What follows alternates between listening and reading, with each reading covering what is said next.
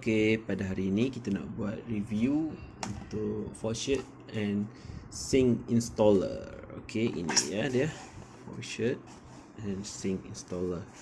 So benda ni agak besar sebenarnya. So boleh tengok kat sini kan, cara penggunaan dia adalah ni untuk bawah sink ya. Okay, tak apa, kita buka dulu supaya senang teknik lah. Okay, kita buka dulu.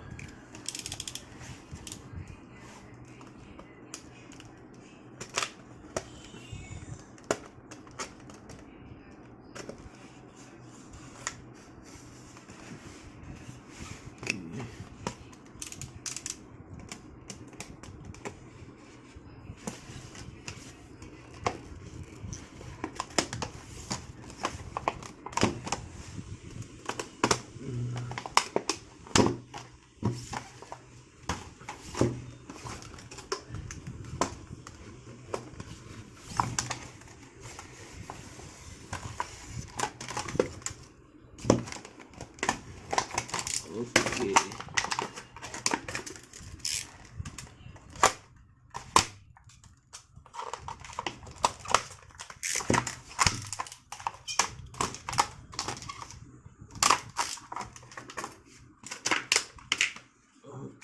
Okay, kita ada ni.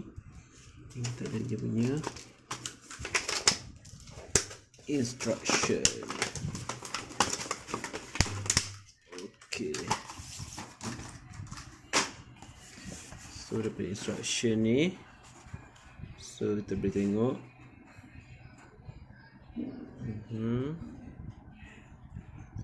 ni dia. Untuk kegunaan bawah sinki lebih senang. So ada remove selector and fit basin and nut, plier and rotate. So ada banyak jenis nut yang dia boleh buka dan senang untuk dikemaskan. Supply line nuts, ni cara guna dia. So dia ada yang bentuk hexagon ataupun yang jenis yang macam clip tu pun boleh guna. Boleh pusing dengan mudah lah. Bawah sink tu memang sempit sikit, sebab tu susah nak pusing. Tengok, bawah sinki lagi senang untuk kerja-kerja bawah sinki. So one tu jenis nut, supply line nut, shut off valve,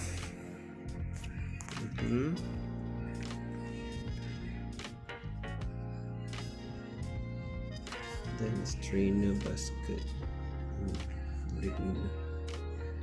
So full lifetime warranty. Okay, so kita tengok ni.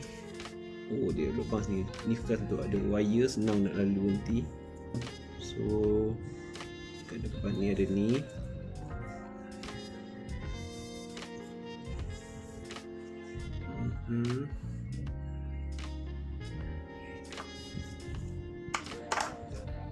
Okay, ni ada pelbagai jenis kepala. Dia guna just masukkan saja dan dia guna untuk jenis yang untuk kemaskan bawah paip, yang jenis kepala yang macam nut yang ada wing tu. So boleh guna yang ni. Okay, sebelah ni. Okay, so ni pun sama, macam-macam jenis nut boleh pakai. So boleh tukar-tukar.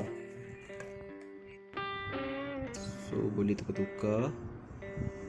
Yang ni semua ada.